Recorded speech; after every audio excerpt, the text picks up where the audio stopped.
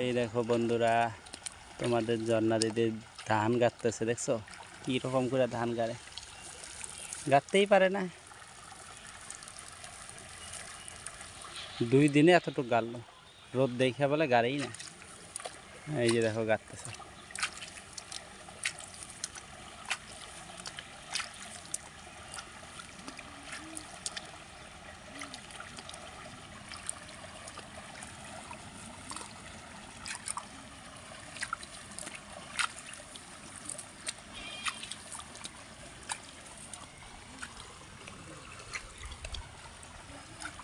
ওইদিকে গাড়া হয়ে গেছে, এখন খালি এই যে কোটাটা বাকি আছে। হ্যাঁ, এই রৌদ্র দেখে গাঁথতে পারে না। মুখটা দেখো না, কালা হয়ে গেছে।